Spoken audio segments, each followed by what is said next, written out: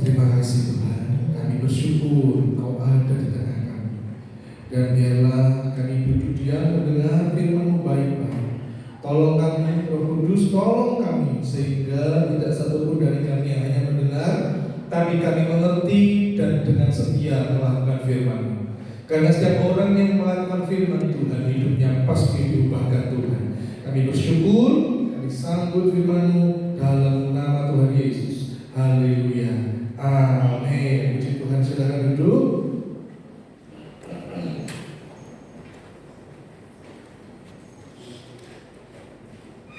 Shalom.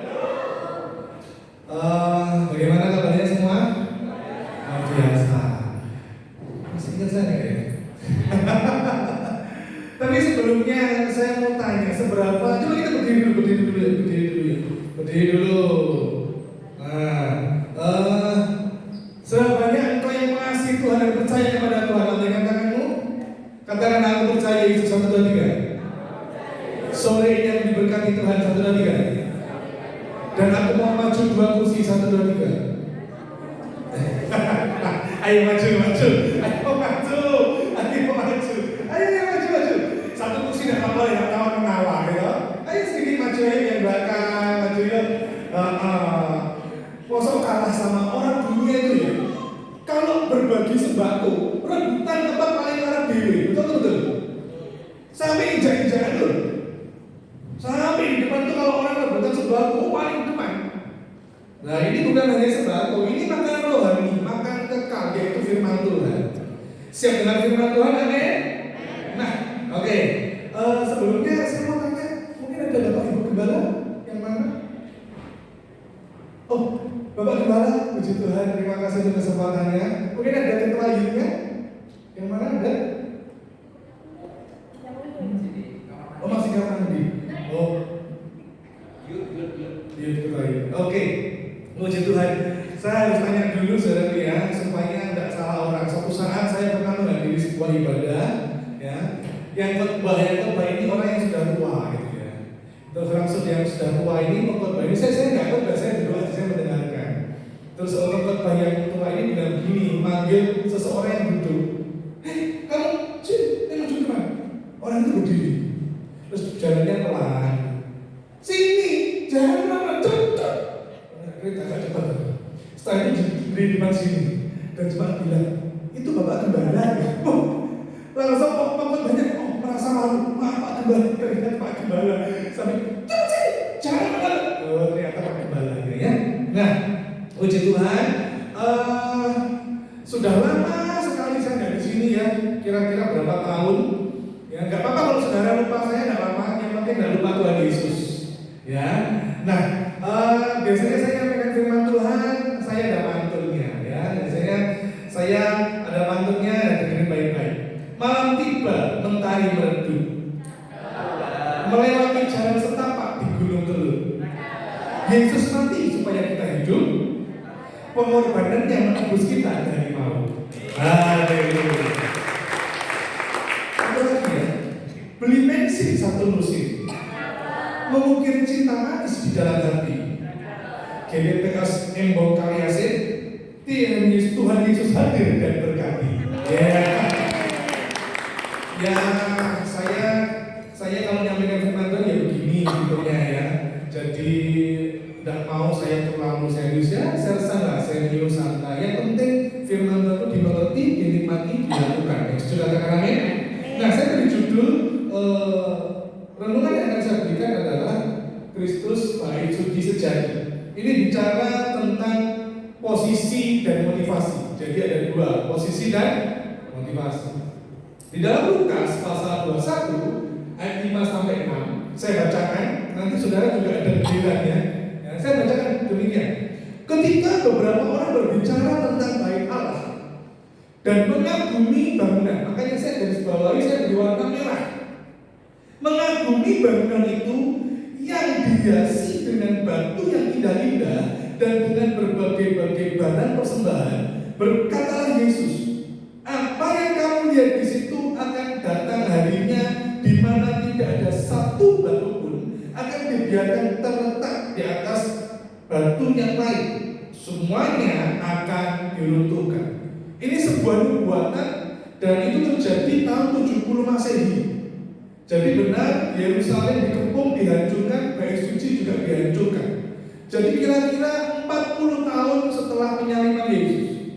Jadi 40 tahun berikutnya, maka bait suci itu benar-benar dihancurkan, hancur oleh Jenderal Titus dari Roma. Nah, berikutnya, nah ini giliran saudara yang baca ya. Nanti saya minta yang ganjil, yang wanita, ayat 13, yang genap, yang pria. Ya, ganjil, yang wanita, yang genap, yang pria. 1, 2, 3. Ketika hari raya Paskah orang Yahudi sudah dekat, Yesus berangkat ke Yerusalem. 1, 2, 3. Dalam bait suci di dalamnya terdapat pedagang kambing domba dan merpati dan penukar uang duduk di sini. Wanita 1, 2, 3. Ia membuat cambuk dari tali, lalu mengusir mereka semua dari bait suci dengan semua kambing domba dan lembu mereka. Uang penukar-penukar dihamburkannya ke tanah dan meja-meja mereka dibalikkan. 16, 1, 2, 3. Kepada pedagang-pedagang merpati ia berkata, ambil semua yang dari sini, jangan kamu membuat rumah Bapakku menjadi tempat berjualan. Wanita 1, 2, 3. Maka teringatlah murid-muridnya bahwa ada tertulis, cinta untuk rumahmu menghanguskan aku. Ayat 18, 1, 2, 3. Orang-orang Yahudi menantang Yesus katanya, tanda apakah dapat engkau tunjukkan kepada kami bahwa engkau berhak bertindak demikian? Wanita 1, 2, 3. Jawab Yesus kepada mereka, rombak bait Allah ini, dan dalam kepadanya aku akan mendirikan kembali. 1, 2, 3. Lalu orang Yahudi, kata orang Yahudi kepadanya, 46 tahun orang mendirikan bait Allah ini, dan engkau dapat membangunnya dalam 3 hari. Wanita 1, 2, 3. Tetapi yang dimaksudkannya dengan bait Allah adalah tubuhnya sendiri. 1, 2, 3. Kemudian sesudah ia bangkit dari antara orang mati, barulah teringat oleh murid-muridnya bahwa hari itu telah dikatakannya, dan mereka pun percayalah akan kitab suci dan akan perkataan yang telah diucapkan Yesus. Saya diberi tema Kristus bait suci sejati. Ingat, kita akan berbicara bahwa yaitu apa? Posisi dan motivasi. Yang pertama, sebagai bait suci, Kristus bait suci sejati, apa yang dia mau? Yaitu posisi Yesus harus yang terutama. Ingat, tadi di kitab Lukas, ini ya, ketika beberapa orang berbicara tentang bait Allah dan mengagumi bangunan itu, yang dikagumi apa? Bangunan, bukan Tuhan, bukan Allah, tapi bangunan. Padahal Tuhan tahu yang menduduki yang peringkat terutama itu adalah Yesus, Tuhan. Apa yang diagungkan melebihi Tuhan itu akan dihancurkan oleh Tuhan. Saya ulang ya, apa yang diagungkan melebihi Tuhan. Engkau mengagungkan keuanganmu, hobimu, pekerjaanmu, kekayaanmu. Sorry saya harus ngomong, kalau engkau mengagumi bahwa kecantikanmu, kemolekanmu melebihi Tuhan, itu akan mendapatkan teguran dari Tuhan. Mengagungkan pekerjaan, kekayaanmu, usahamu melebihi Tuhan, itu pun juga akan ditegur oleh Tuhan. Ibrani pasal 12 yang sudah dikatakan, sebab Allah kita adalah api yang menghanguskan. Kalau bicara soal menghanguskan api, maka di dalam Ulangan pasal 4 ayat 24 dikatakan, sebab Tuhan Allahmu adalah api yang menghanguskan, Allah yang cemburu. Coba saya minta saudara perhatikan baik-baik. Yang pertama, menghanguskan. Garis bawah ya, ingat ya, menghanguskan. Ternyata yang menghanguskan adalah api, berkaitan dengan cemburu. Nah, kalau coba bayangkan, kalau kita bicara soal cemburu, berarti ada berbicara tentang apa ya? Contoh ya, contoh. Misalnya seseorang berjalan bukan dengan pasangannya. Pasangannya bisa cemburu nggak? Cemburu, kenapa kok cemburu? Karena cinta, karena sayang sama pasangannya. Tapi kok pasangannya jalan sama yang lain? Sama halnya Tuhan mengasihi kita, sangat sehingga dia cemburu. Ulangan pasal 4 ayat 31, sebab Tuhan Allahmu adalah Allah penyayang. Katakan penyayang, 1, 2, 3. Penyayang. Ia tidak akan meninggalkan atau memusnahkan engkau, dan ia tidak akan melupakan perjanjian yang diikatkannya dengan sumpah kepada nenek moyang. Ini Tuhan berbicara, dan ternyata orang Yahudi lebih mencintai, lebih mengagumi bangunan, bukan Tuhan, bukan Allah. Ini yang Tuhan tidak mau. Bagaimana hari-hari ini? Apa yang kita agumi? Maaf ya, jangan sampai kita mengagumi pendeta, mengagumi hamba Tuhan. Terus nanti kalau sudah, apa itu ya, bahasa Ugandanya kecentok. Tahu kecentok? Kecentok, lu pendeta kok gitu, lu pendeta kok gitu, kecewa, sakit hati, marah, dendam, gak ke gereja, gak buat-buatan. Salah siapa suruh menduduki yang terutama di hati adalah pendeta Tuhan? Hati-hati. Saya juga tidak ingin saudara ya dijadikan supaya banyak penggemar, enggak. Karena itu Yesus harus menduduki posisi yang terutama. Tuhan mengasihi kita, menyayangi kita. Setiap kali Paskah bicara tentang kematian, kasih Tuhan. Sebenarnya Tuhan itu bisa enggak turun dari kayu salib itu? Sangat bisa. Tuhan bisa enggak? Enggak usah turun, enggak usah turun. Tuhan bisa enggak ngomong gini aja? Prajurit-prajurit Tuhan bilang gini, aku ubah kamu jadi kodok. Jadi kodok bisa enggak? Bisa. Aku minta, aku juga sembuh semua enggak ada luka. Turun dari salib bisa enggak? Tapi kenapa Yesus mau disalib? Dia sampai selesai, dia mengatakan sudah selesai. Dalam bahasa bilangnya tetelestai, sudah selesai. Sampai sedemikian penderitaan yang dia alami.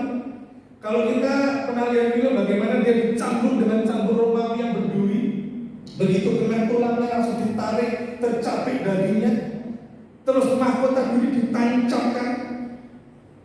Bukan hanya itu, dia juga disuruh memikul salibnya. Sebelum ada Simon Kirene, Yesus memikul salibnya, tapi tidak kuat karena keadaan tubuhnya begitu sangat lemah. Apalagi bayangkan kondisi Tuhan sudah hancur lebur, kulitnya, kepalanya sudah hancur, tubuhnya benar-benar hancur. Masih disuruh mikul salib. Kayunya pasti berat, betul. Kayunya bukan kayu yang apa ini ya? Kalau tukang bangunan bilang tuh dirempelas, kayu yang halus, mulus, bukan. Kayu kasar. Kalau kayu kasar biasanya saudara pernah mengalami yang namanya bahasa Zimbabwe, telusupan. Bayangkan Yesus mikul kayu yang kasar, sudah badannya sudah robek, kekaruan sudah. Ya. Semua mundur lagi sebelum penyiksaan, mundur lagi. Apa yang sebelum penyiksaan bagaimana? Kisah penderitaan Yesus. Dia tidak makan, tidak minum sejak di Taman Getsemani. Betul ya? Murid-muridnya tidur, Yesus berdoa sampai dia ketakutan, sampai peluhnya seperti titik darah. Tahu ya kisah itu ya? Murid-muridnya tidur sampai berdoa gini, apakah kau tidak sanggup berjaga-jaga di tanganku 1 jam saja? Itu dia sudah tidak makan, tidak minum, plus tidak tidur. Ditangkap berapa jam itu? Dipukul dan sebagainya, kepalanya pakai kayu. Itu ada ayatnya sudah terus dilempar dari Pilatus, disuruh ke siapa itu? Herodes. Sudah itu balik lagi, gitu kan? Balik lagi ke Pilatus dan sebagainya. Itu loh, zaman dulu tidak ada ojek online, ya kan? Jadi pasti jalan. Dan kondisi tidak makan, tidak minum, terus capek, tidak tidur, tidak apa, semua dialami sampai di atas kayu salib. Dia tidak turun dari kayu salib. Pertanyaannya, kenapa dia tidak turun dari kayu salib? Apa yang menahan dia di kayu salib itu? Apakah paku? Bukan. Yang menahan dia tidak turun dari kayu salib adalah cinta kepada Anda dan saya. Kasihnya itu yang menahan dia, bukan aku. Kasihnya itu kepada kita menahan dia di kayu salib, tidak turun sampai dia menyelesaikan tugas dari Bapaknya.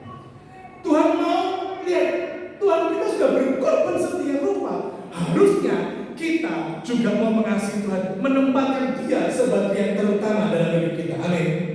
Ada satu ayat lagi, ya, dikatakan begini. Ayatnya, barang siapa mengasihi bapa atau ibunya lebih daripadaku, ia tidak layak bagiku. Dan barang siapa mengasihi anaknya laki-laki atau perempuan lebih daripadaku, ia tidak layak bagiku.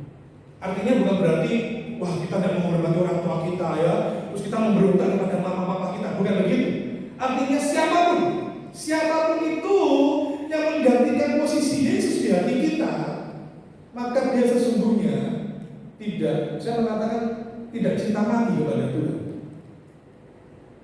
Yesus sudah cinta mati kepada kita. Kita pun harus cinta mati kepada Tuhan. Dia mati supaya kita hidup. Karena itu kalau kita hidup untuk Tuhan, mati pun mati untuk Tuhan. Kita baca Roma pasal 14 ayat 8. 1, 2, 3. Sebab jika kita hidup untuk Tuhan, dan jika kita mati untuk Tuhan. Jadi baik hidup atau mati, apa? Jadi hidup atau mati itu apa? Milik Tuhan. Bilang pada sebelah, kita miliknya Tuhan. Ayo kita miliknya Tuhan. Artinya gini loh, Tuhan begitu cinta, Dia mau kesetiaan dan kasih sayang kita tertinggi kepadanya. Pertanyaannya, di hidupmu Yesus posisi keberapa? Yesus posisi keberapa? Ini tadi kan hujan ke sini, wah hujan kayak tidur ya, atau healing kemana gitu ya. Kalau sudah seperti ini bukan posisi yang terutama. Pertanyaan lagi, Yesus menduduki posisi keberapa di hidup? Nah, sebelum saudara menjawab ini, saya kasih contoh, ya. Nanti saudara tahu jawabannya gimana. Saya kasih contoh sekaligus kesaksian, ya. Mungkin ada fotonya, bisa ditampilkan. Jadi November Desember yang lalu, anak saya yang pertama mengikuti Miss Jatim, gitu ya. Nah, ini ada beberapa fotonya. Saudara. Ini saya mengajak istri saya. Ya, ini dua anak saya. Anak saya yang baju hitam ini yang ikut Miss Jawa Timur. Nah, ini beberapa fotonya, ya. Nah, sambil digeser aja fotonya, diklik. Nah, ini ya. Jadi waktu dia ikut Miss Jatim ini, dia izin ke saya dan saya bilang, ya boleh aja. Terus kan ada pendaftaran, meskipun saya tidak yakin dia nanti menang atau kalah, menduduki posisi menduduki posisi keberapa, saya nggak yakin gitu ya. Bisa jadi waktu audisi sudah gagal. Kenapa? Karena anak saya ini tidak pernah ikut kursus, mau modeling, mau fashion, mau catwalk, tidak pernah satu kali itu. Beda dengan anak-anak perempuan yang sejak kecil ikut catwalk, modeling, wah jago-jago. Anak saya tidak pernah satu kali itu tidak pernah. Tapi karena ini pengalaman, ya udahlah daftarlah. Sehingga bulan November daftar dan banyak kejadian yang unik, banyak pemeliharaan Tuhan, penyediaan Tuhan luar biasa. Ya, karena banyak sekali syarat-syarat yang harus dipenuhi, banyak sekali. Nah, waktu audisi kita pernah lihat ya audisi Indonesian Idol, audisi apalagi itu ya, X Factor dan sebagainya. Sama ini juga menunggu dipanggil. Nah ini posisinya dia sudah di di show, jadi bukan di audisi ini. Tapi ini saya tidak dulu di audisi. Jadi beberapa peserta yang ikut audisi itu kan dibagi tiga kelompok, yaitu kelompok kecil, kelompok remaja, kelompok dewasa. Kelompok lansia nggak ada. Cocok bayangin kelompok lansia, bagaimana ngomong sama. Tiga ini, cilik, remaja, dewasa.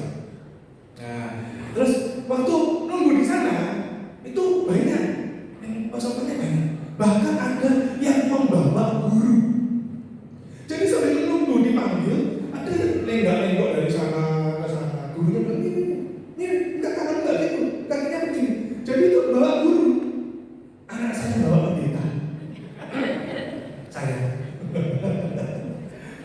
Lalu puji Tuhan, waktu nomor berapa begitu sudah tinggi semampai itu ya, saya lupa nomor berapa, jatuh. Waktu dipanggil kickball itu jatuh gedung gitu saudara. Ya wis itu kan gagal. Wah, waktu anak saya ini saya sudah ini nothing tulus. Tahu ya nothing tulus? Nothing tulus itu dia lolos masuk ke finalis, oke, tidak lolos ya sudah tidak apa-apa. Nothing tulus. Karena saya juga menyadari dia tidak pernah ikut kursus-kursus. Dia hanya belajar lewat YouTube, terus juga baca Google.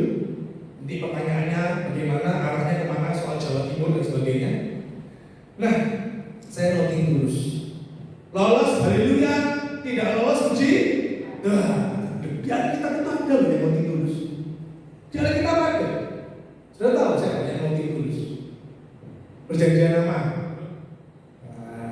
Nanti kalau saudara bisa ulangi temui saya. Pak, kisah seseorang yang nothing tulus di perjanjian lama, namanya ini. Saya beri saudara dia. Loh ya, pikirkan apa ya nothing tulus ya. Ingat saya sudah kasih dulu perjanjian lama. Saya kasih hadiah green bump with coconut sugar. Itu ini hadiahnya itu green bump with coconut sugar alias telepon. Kan itu ya, green bump ya itulah saudara. Nah, begitu dia audisi dipanggil, saya sudah deg-degan, tapi ya sudah, dari nggak usah nggak jatuh saudara. Terus selesai itu, sudah semua sudah dari nomor itu nomor remaja nomor dewasa sudah selesai, maka dipanggil yang lolos sebagai finalis hanya diambil 15 orang. Kelompok remaja yang diambil 15 orang dari sekian banyak hanya diambil 15 orang. Maka dia kalau itu nomornya nomor 16 waktu itu dia untuk audisi. Panggil yang lolos nomor 22. Maju seneng, wah sengaja. Berikutnya yang lolos nomor 7. Wah senang. Berikutnya yang lolos nomor 11. Wah senang. Sudah dipanggil. Waduh ini 15 orang. Ini sudah mendekati. Tidak ada panggilan nomor 16 nomor tidak ada. Dan yang terakhir, yang lolos menduduki masuk dalam finalis yang terakhir adalah nomor 16. Saya kaget, saya juga mulai kaget, penonton yang lain tidak kaget. Santai aja kita. Oke, lolos dia finalis. Lalu menandatangani kontrak perjanjian. Nanti harus masuk karantina, bayar sekian. Nanti syarat-syarat berikutnya menyusul. Kalau di tengah jalan, di tengah proses ini membatalkan, maka dikenai denda 2 kali lipat sekian juta. Wah ini ya untuk mikir ini ya enggak ya. Ya enggak ya, bayar sekian, kalau membatalkan kena denda 2 kali lipat, ya enggak ya. Tapi saya pikir begini, Tuhan sudah membuka pintu, dia lolos sebagai finalis. Saya percaya penyediaan Tuhan berlaku. Saya percaya kalau Tuhan sudah membuka pintu, nanti Tuhan yang akan menyertai. Ya udah saya tanda tangan di atas materai, saya kasih surat itu, selesai. Nanti dihubungi lagi di grup WA.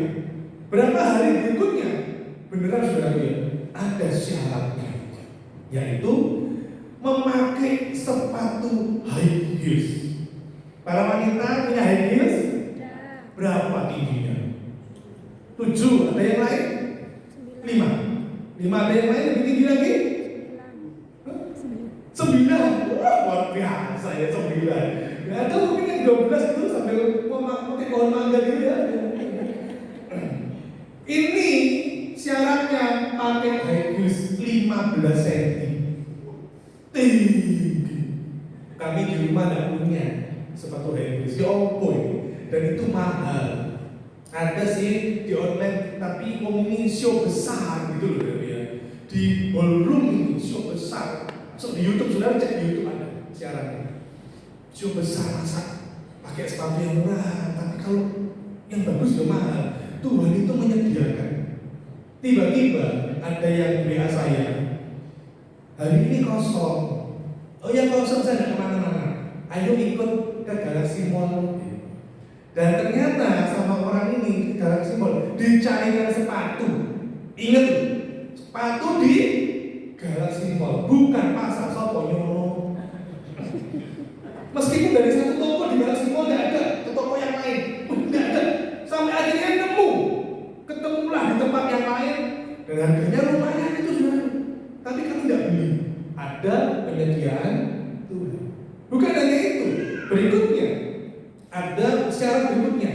memakai 4 gaun. 4 gaun. Saya baru tahu ternyata kaum ini wanita ini gaunnya banyak. Salah satunya gaun koktail. Ada yang tahu gaun koktail? Yang baju putih tahu? Koktail? Di mana koktail ini? Ayo.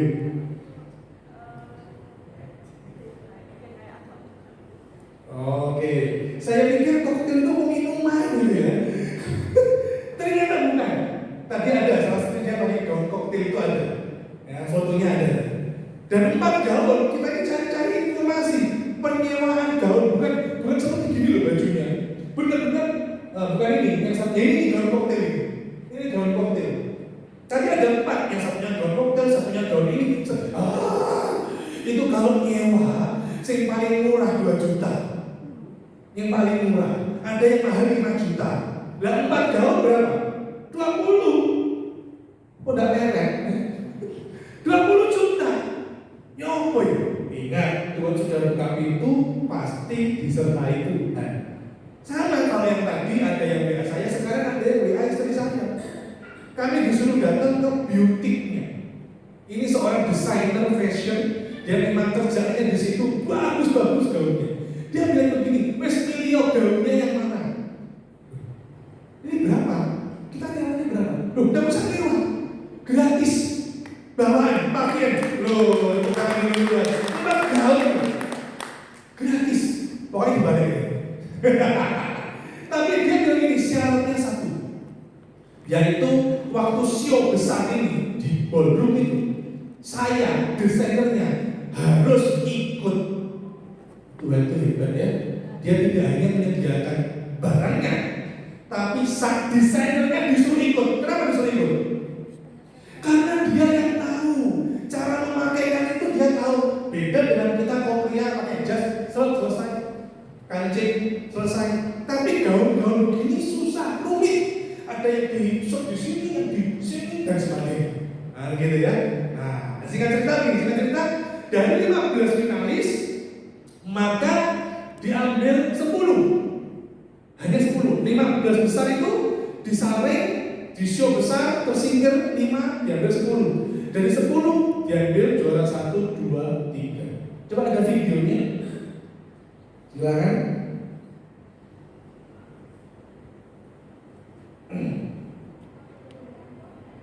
Suaranya.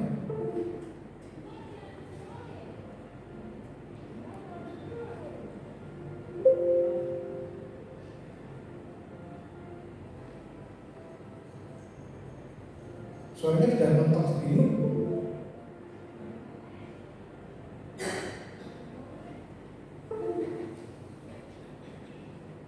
Tidak apa-apa, sampai dinikmati dulu kopi dan tehnya ya. Mungkin ada pisang goreng, ada tape goreng ya. Ya. Ada juga satu lagi videonya saudara. Nanti saya jelaskan maksudnya apa posisi, kaitannya apa dengan posisi Yesus.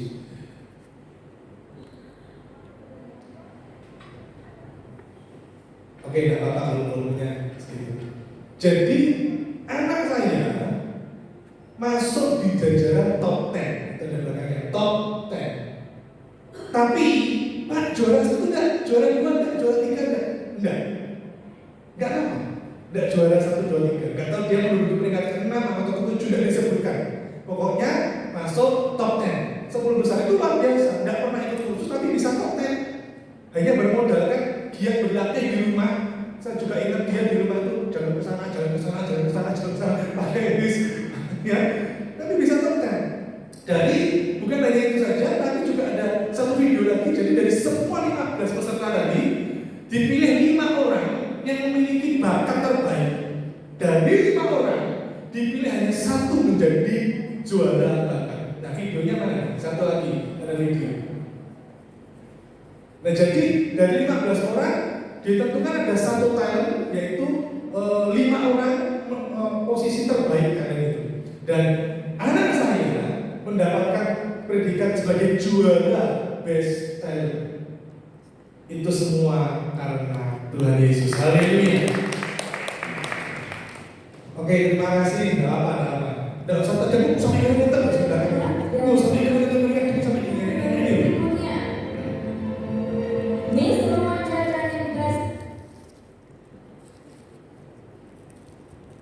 Ya nggak apa-apa, nggak apa. Terima kasih. Sambil diusahakan aja nggak apa-apa. Kalau bisanya sampai waktu Tuhan datang 2 kali nggak apa-apa.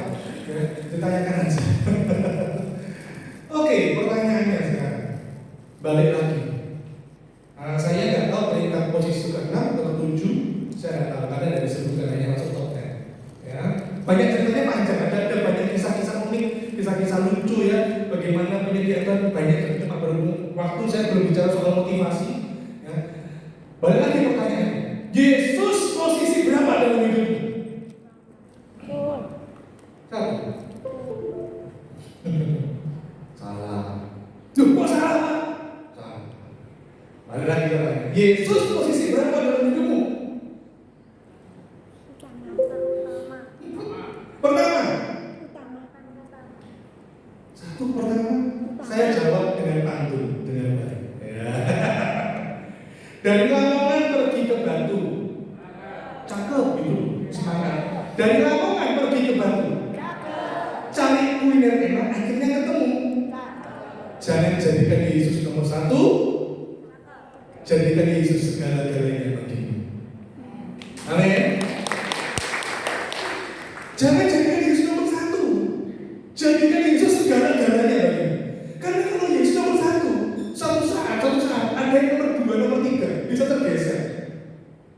Posisi Miss Jawa Timur, Miss Surabaya, Miss Universe sekalipun, meskipun dia nomor 1, juara 1, paling berapa tahun? Setahun. Berikutnya diganti lagi orang lain. Berikutnya diganti lagi orang lain. Miss Universe tahun 2020 atau 2015 sekarang sudah tidak jadi Miss Universe. Sudah berubah, sudah beda orang. Tapi kalau kita menempatkan Yesus sebagai segala-galanya bagi kita, wow, itu yang Tuhan mau. Siapa di sini datang suami istri bisa dengan suami istri, suami istri harus menjadikan pasangannya segala-galanya. Setelah Tuhan datang, Yesus segala-galanya bagi kita. Makanya ada lagu, refnya tulisannya kaulah segalanya. Tahu lagunya gimana? Oh bukan. Ayo lagunya apa? Refnya, teksnya itu kaulah segalanya. Oh bukan. Salah. Oh salah. Lagunya seingat saya gini. Kaulah segalanya, tak terikat oleh waktu. Meskipun dunia menolak, tetap ku cinta kamu. Oh salah ya? Meski mamamu tak suka, papamu juga melarang. Oh enggak. Itu lagu Judika, sorry salah. Iya, betul. Lagunya kaulah segalanya apa? Di dalam hidup. Jadikan Yesus posisi segala-galanya bagimu. Amin. Karena Yesus mati, karena segala-galanya kasihnya dilimpahkan untuk kita semua. Kita berikan tepuk tangan bagi Tuhan kita. Haleluya. Oke. Sekarang yang kedua, kita akan bicara soal motivasi. Ya. Saya di sini sekarang, cuma saudara tidak di sana. Oke, terima kasih multimedia. Oke, motivasi. Apa yang dia mau tentang motivasi? Yaitu mengejar yang kekal. Ya, mengejar yang kekal. Tadi dalam Yohanes pasal 2 ayat 19 bahwa mereka menantang dan Yesus menjawab gini, rombak baik Allah ini dan dalam 3 hari apa akan mendirikannya.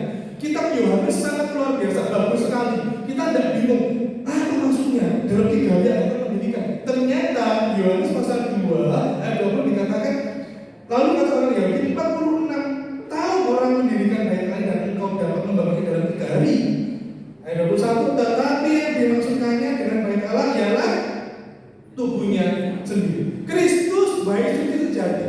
Bait Allah, bait suci orang Yahudi hancur tahun 70. Tapi bait suci sejati tidak pernah hancur.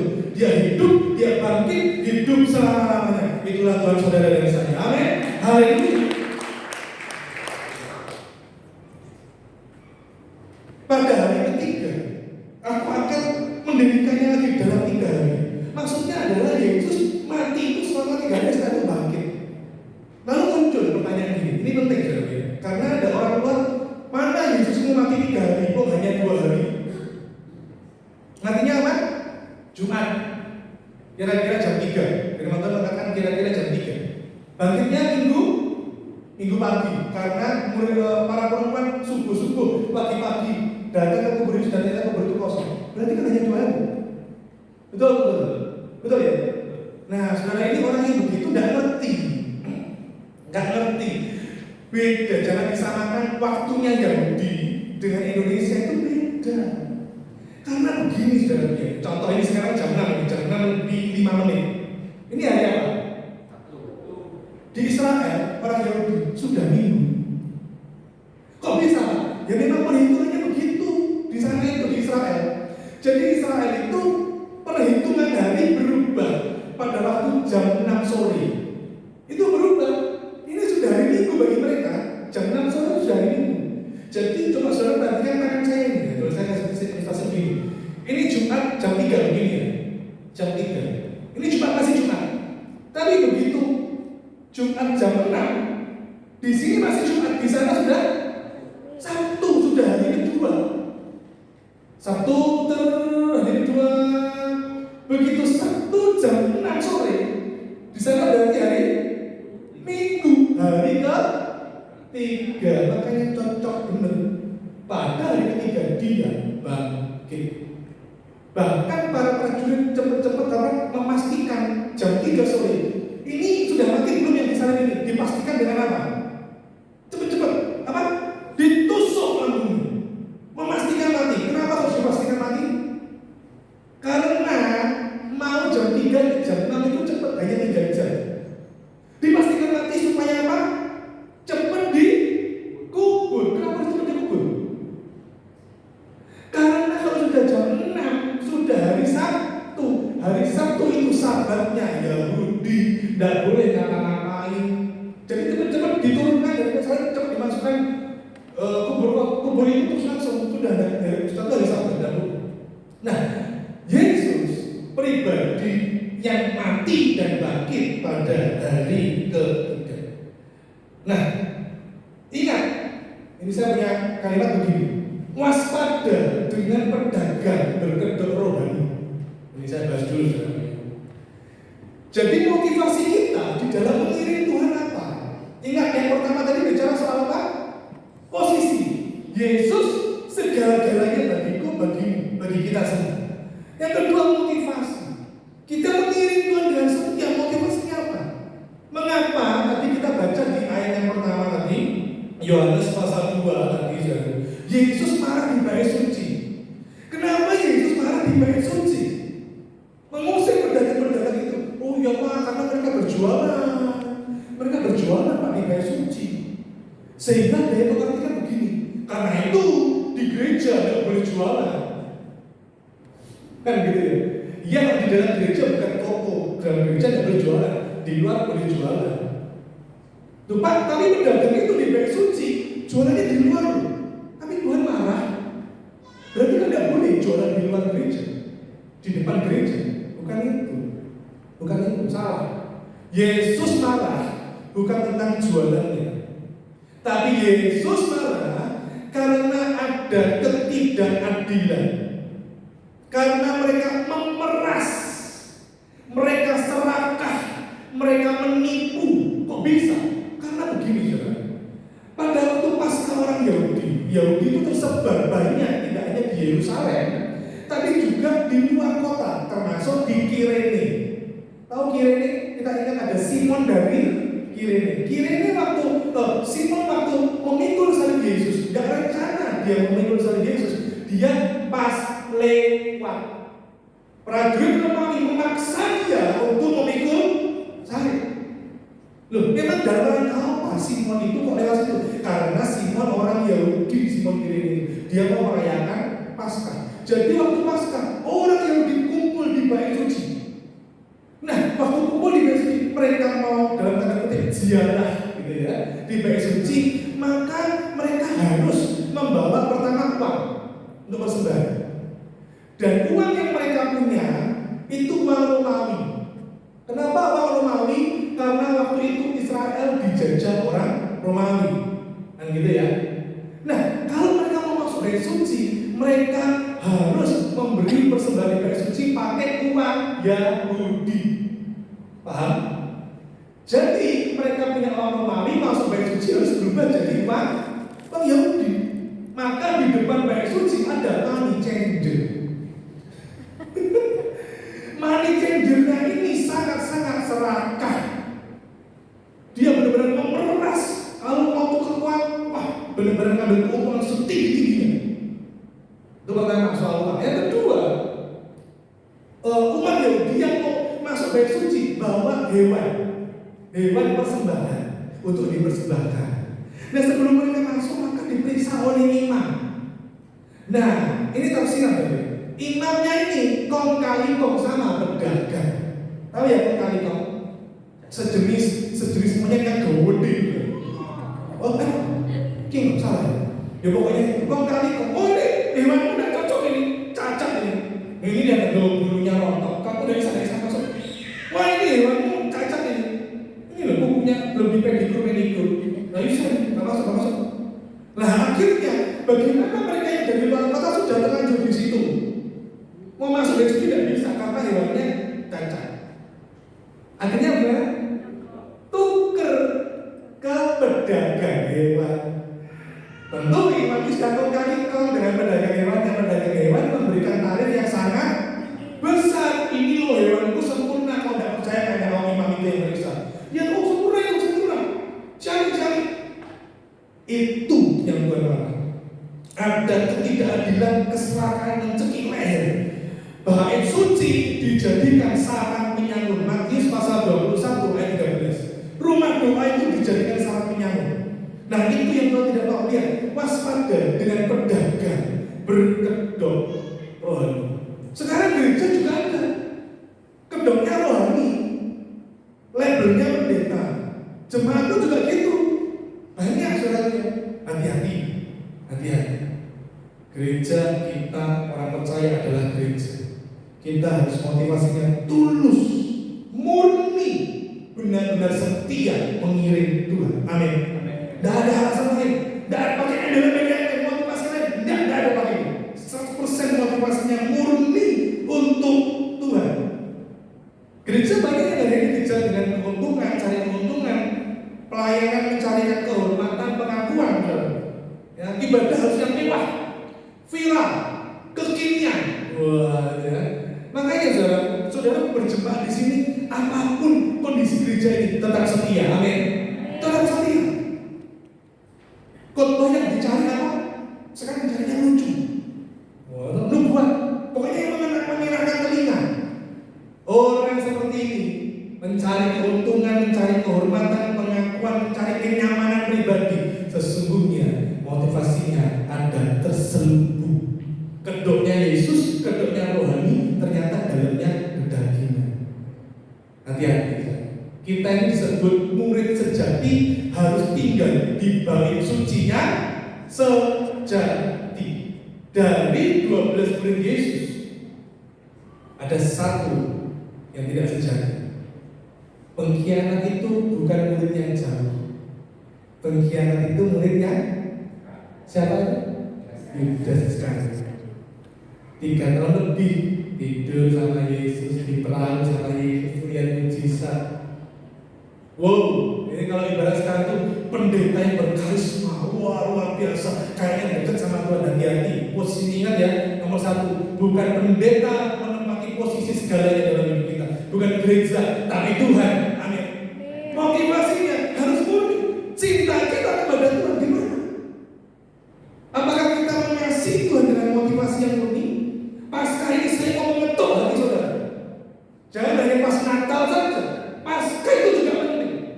Yesus sudah mati karena cintanya kepada kita. Bagaimana cinta kita kepada Tuhan? Tulus atau terselubung? Ada sesuatu yang kita butuhkan.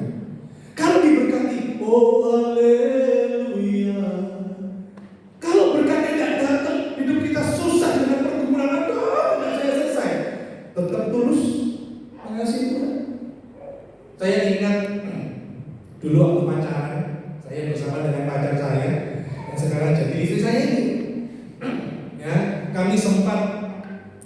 LDR, gitu ya. LDR. Jadi saya ngomong sama dia. Kami ini satu kota. Ya. Kami satu kota di Jawa Timur, kota kecil saudaraku ya. Nah, kami ngomong dia mau ke Caruban, saya mau ke Kalimantan. Ya wis. Kita ngomong, kita pacaran jarak jauh gitu ya. Ingat ya, ini zaman dulu, pacaran jarak jauh. Sambil dia pergi, saya menjauh, seperti ada lagu zaman dulu. Pergilah kasih, kejarlah keinginanmu, gitu ya. Ini sebenarnya sudah tahu lah gitu sebenarnya. Sehingga waktu saya di Kalimantan, dia di Caruban, ingat tidak ada handphone zaman dulu. Teleponnya masih pakai Wartel. Makanya saya itu kangen sekali sama dia. Dan bisa video call, ya zaman sekarang dia video call. Saya itu harus keluar dari gereja setelah doa pagi jam 4:30 pagi, jam 5 pagi atau 5:30 saya cepat keluar. Kenapa? Cari Wartel. Itu di pedalaman, bukan Kalimantan kota besar. Tidak semua Wartel itu buka. Saya ingat itu masih pagi, subuh jam 5:15, jam 5:30 yang buka hanya satu Wartel. Begitu saya telepon dia sudah menunggu di Caruban. Iyalah, kita bercanda tawa, senang melepas kangen hanya lewat suara. Ya. Tapi itu begitu sudah, ya jamnya mau jam 6, sudah ya mau jam 6, besok nyambung ya. Iya untuk cekrek. Kenapa? Tahu ya, memang cinta itu perlu ngirim ongkos ya. Karena kalau sudah jam 6 harga normal. Kalau masih jam 5, jam 4 pagi itu dipotong 50%. Maka Wartel menjadi saksi bisu cinta kamu. Gak ada motivasi, pokoknya kangen aja ketemu. Bukan hanya tentang Wartel, tapi juga dulu saksi bisunya selain Wartel adalah surat. Nah, sekarang kita yang pakai WA, itu surat zaman dulu, gak ada internet, gak ada email, gak ada. Jadi kami pakai surat. Dan saya tunggu adalah kalau ada Pak Pos lewat. Ingat ya, saya di pedalaman, bukan di kota besar. Sehingga Pak Pos itu jarang lewat. Kalau saya kirim surat datangnya seminggu, dia kirim ke saya datangnya juga 6 hari, 5 hari, itu sudah kurang lebih. Sehingga ada Pak Pos lewat itu, ya, Pos lewat gini, wah ini suara saya. Ternyata hanya lewat ya. Aduh saya kangen, aduh besok itu lagi. Bener, Posnya lewat gini. Bapak ya? Saya dari dalam. Oh iya, saya. Ini suratku, saya cepet. Saya cepet terima, terus diapain? Hah? Enggak, dibuka dulu, dicium dulu. Harumnya kalau cewek itu ngasih surat ke pacarnya cowok zaman dulu ya, harum. Mesti begitu dibuka tambah harum, kertasnya warnanya pink. Wah, itu ada bunga-bunganya, ada hati-hatinya gitu. Ini anak saya jadi saksi kalau sejarahnya ya. Ya. Oh, saya baca. Gimana saya besok lagi saya baca lagi. Terus gitu saja. Ya meskipun saya nggak ngerti ya. Pak Posnya tadi kan bermain gini. Saya nggak tahu itu parfumnya Pak Pos, kecutnya atau parfum surat saya nggak tahu. Tapi yang pasti apa? Kangen, nggak ada motivasi lain, nggak ada suratnya. Nggak ada. Maka itu begitu saya buka surat itu seakan-akan ada lagu. Begitu terus sudah nanti berapa hari ada lagu. Semua kata rindumu semakin membuatku tak berdaya. Wah, itu lagu zaman dulu. Tapi nggak tahu ya kalau sekarang apa? Lagu sekarang apa? Mungkin lagu Korea ya. Mungkin saudara lagu Korea. Lagu ini Pak. Mungkin ada saudara tahu lagu ini. Saya coba tirukan ya. Saraheyo, kumawayo, takesake nurul anamo. Tahu apa Pak? Apa? Coba disana lagi. Saraheyo, kumawayo, takesake nurul anamo. Dis?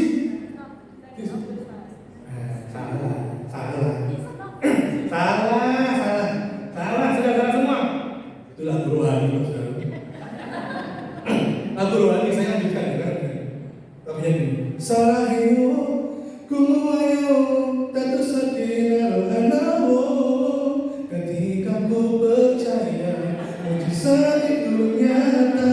Saraheyo, kumawayo,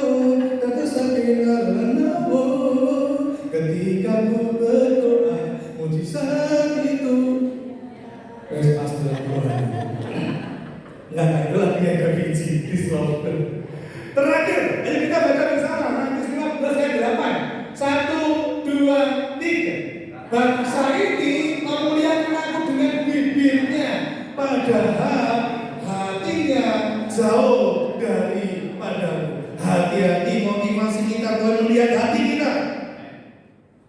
Ya, saya udah ngomong sini maju ke depan. Jadilah murid sejati, bukan pengkhianat.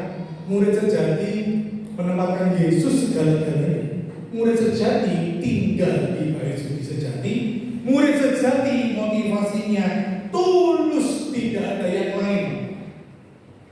Itulah murid sejati. Bersyukur kita punya Kristus bait suci sejati. Sebagai penutup, saya beri pantun. Selangkah demi selangkah, akhirnya sampai di Songgoriti. Kuucapkan selamat Paskah. Tuhan Yesus memberkati. Puji Tuhan. Ayo kita berdiri. Mari kita berdiri, saudara. Puji Tuhan.